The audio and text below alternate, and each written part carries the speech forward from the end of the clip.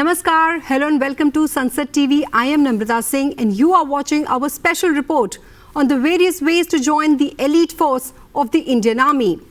The Indian Army is not merely a career choice, it is a commitment to a life of discipline, valor and courage.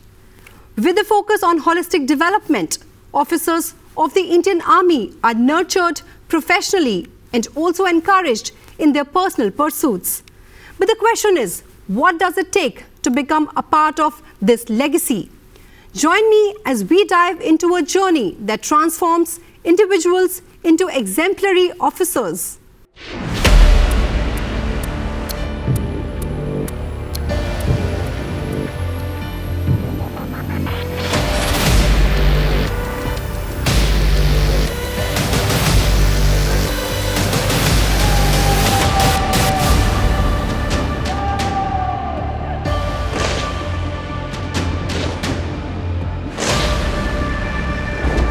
In the Indian Army, a dedication to both professional and personal development is emphasized throughout every stage of one's career.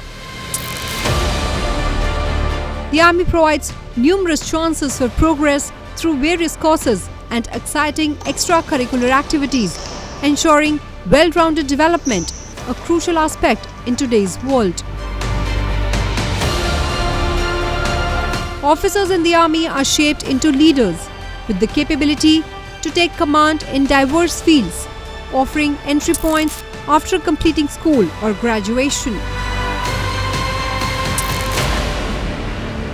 In the Army, it's not just about receiving a salary, it's about being rewarded for leading a healthy life in a nurturing environment. To become a part of this elite organization, one can opt for a permanent commission or explore alternative entry options. A permanent commission entails a career in the Army until retirement. Aspiring individuals can join the National Defence Academy in Pune, the Indian Military Academy in Dehradun, or the Officers Training Academy in Gaya. Candidates can take the NDA entrance exam during or after class 12th, choosing from the Army, Navy, Air Force and Naval Academy based on educational parameters and clearing the UPSC written exam. Successfully passing the UPSC exam and a 5-day Services Selection Board interview, along with medical examinations, secures admission to the NDA. Selected candidates undergo 3 years of preliminary training in both academic and physical aspects at the National Defence Academy. Graduating cadets are awarded BSc, BSc Computer, BA degrees from Jawaharlal Nehru University, Delhi. After NDA, Army cadets proceed to the Indian Military Academy, Dehradun, Naval cadets to Indian Naval Academy, Azimala, and Air Force cadets to Air Force Academy, Hyderabad. At IMA, Army cadets, known as Gentlemen Cadets, undergo strenuous military training for a year, earning a permanent commission in the rank of lieutenant upon successful completion, contingent on medical fitness. Naval cadets selected for the executive branch receive further training at the Indian Naval Academy, Azimala, for a year and are promoted to the rank of sub-lieutenants upon completion. Air Force cadets undergo 1.5 years of flying training, receiving a provisional commission as flying officers after 1 year. After an additional 6 months of training, they become permanent commissioned officers on probation for a year. Selection for National Defence Academy is conducted twice every year for spring term and autumn term. All medically fit girls and boys between the age of 16.5 to 19.5 at the time of joining are eligible for applying for the admission, subject to the educational qualification, which is 12th pass of 10+2 pattern of school education or equivalent conducted by a state education board or a university. Ensuring gender equality, entry of women cadets in NDA was permitted from 2022. Women officers are now being inducted as permanent commission officers, with 3 vacancies per batch initially allocated at NDA for women candidates of the Navy, and the first batch joined in June 2022. The Indian Military Academy in Dehradun serves as a cradle of leadership, focusing on training individuals to lead from the front in combat and tactics while emphasizing all-round development. Whether it's river rafting, para-jumping or mountaineering, IMA instills the value of valor and wisdom. Graduates are commissioned as lieutenants, ready to uphold the IMA motto. Various entry paths like the Combined Defence Service Examination, University Entry Scheme and Technical Graduate Course provide unique routes for individuals to serve the nation. The path to becoming a commissioned officer in the Indian Army is diverse and challenging. The Combined Defence Services Examination opens avenues for graduates and final year students to become officers of the armed forces. Let's explore the paths to serve and lead in the esteemed armed forces. The Combined Defence Services Examination is not just a test, it's rite of passage. It selects individuals who possesses the determination to lead and serve with honor.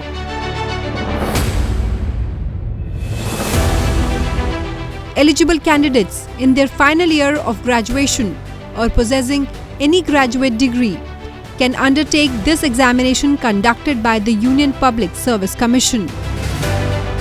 Successfully navigating the rigorous selection process, including the SSB interview and meeting all eligibility criteria, opens the doors to join the IMA as a direct entry officer. The journey includes 18 months of intensive military training at IMA, where candidates, known as gentlemen cadets, are instilled with the values of discipline and leadership.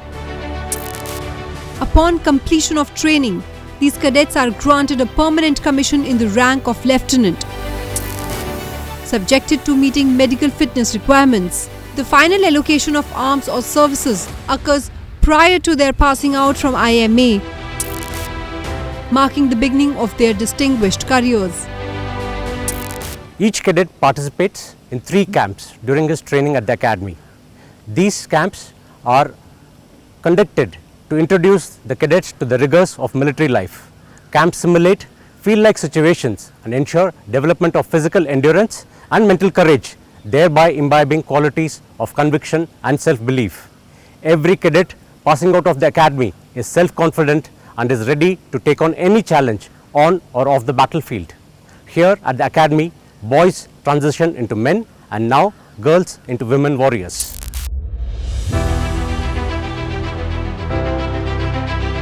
For those seeking alternative paths to serve in the Indian Army, non-UPSC entries provide unique opportunities. The University Entry Scheme caters specifically to pre-final year engineering students. Selected candidates undergo training at IMA based on their merit, discipline-wise, with the duration of training extending to 1 year. The UES opens doors for a short service commission or probation in the rank of lieutenant, emphasizing the importance of engineering graduates in the armed forces. The stipend provided during the probationary period reflects the commitment to support individuals during their initial training phase. Another avenue is the technical graduate course, designed for those in the final year or those who have completed BE or BTech in specified streams. This course, leading to a short service commission, propels candidates into the realm of leadership. The emphasis on full pay and allowances during the training period underscores the recognition of their commitment and contribution. For the ambitious minds in the field of engineering, the University Entry Scheme and Technical Graduate Course are gateways to not just a profession but a vocation that demands excellence. In this journey towards becoming commissioned officers, the underlying theme is one of honor, duty and commitment. Each entry route, whether through the CDSE, UES or Technical Graduate Course, symbolizes a commitment to excellence, embodying the spirit of the Indian Army. As individuals embark on this noble journey, they not only shape their destinies of the armed forces, standing tall as leaders in the defense of the nation. 1992 witnessed a transformative moment for the Indian Army with the induction of women in the officer cadre. Today, they stand side by side with their male counterparts, contributing to the rich tapestry of the armed forces.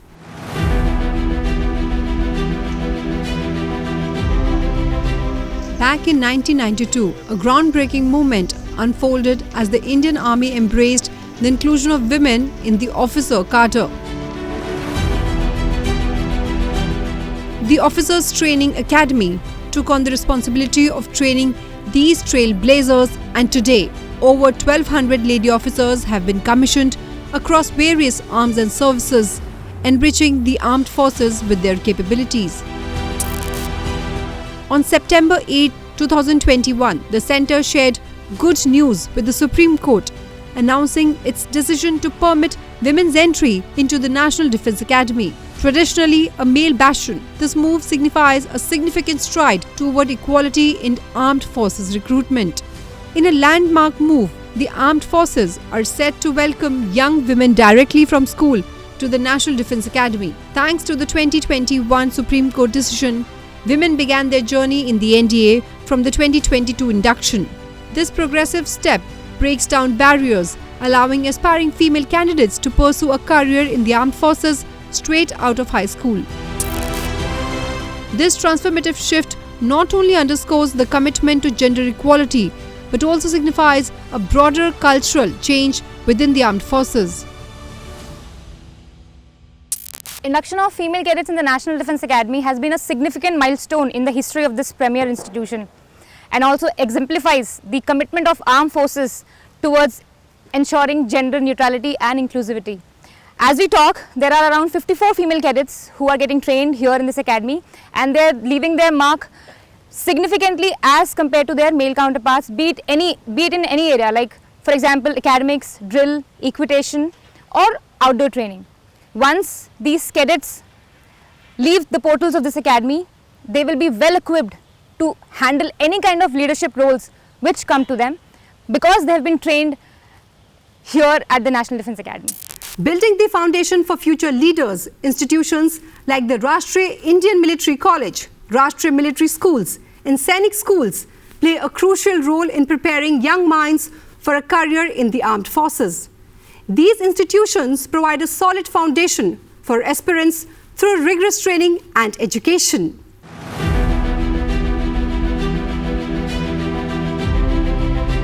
The Rashtriya Indian Military College serves as a vital training ground for future leaders. It holds the status of an inter-services institute and is categorized as a Class A establishment under the Ministry of Defence, akin to institutions such as the National Defence Academy in Khadakwasla, the Officers Training Academy in Chennai and the Indian Military Academy in Dehradun. The college offers a public school education to boys aged 11.5 to 18. Chosen through a nationwide competitive exam. It acts as a primary source for the NDA and Naval Academy, striving to send a maximum number of boys to these institutions. The college focuses on providing comprehensive education and fostering well-rounded personality development for the cadets. In cases where joining the NDA is not possible for rare or unavoidable reasons, the cadets gain proficiency to succeed in any field of their choice. Situated in the refreshing Doon Valley at the base of Himalayas, the campus is found amid the greenery of Dehradun cantonment. It provides an ideal environment for nurturing young minds, surrounded by lush greenery and a peaceful atmosphere. The RIMC campus is home to diverse plant life, creating an untouched and green haven. It represents a microcosm of India, with 250 boys chosen from every state, based on merit through a rigorous selection process involving a written exam, interview and medical test. Initially established as King George's Royal Indian Military Schools to educate the children of defence personnel, these schools underwent changes in 1952. The reorganization transformed them into institutions following public school standards, allowing admissions for both the sons of Defence Service officers and civilians. By 1954, the schools joined the Indian Public Schools Conference and have remained active members since. In 1966, the schools were renamed military schools, adopting the new motto, Shilam Param Bhushanam, translating to character is the highest virtue, replacing the old one, play the game. On 25th June 2007, the schools acquired their current name, Rajya Military School. Many alumni from these schools hold significant positions in the armed forces and various sectors, contributing commendably to the nation.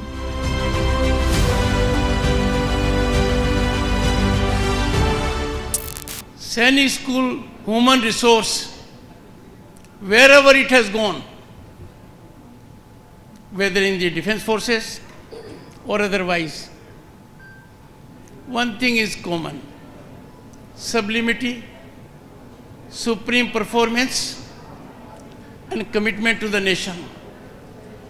We collectively have made the nation proud, I have no doubt about it. Building the foundation for future leaders, institutions like the Sainik schools play a crucial role in preparing young minds for a career in the armed forces.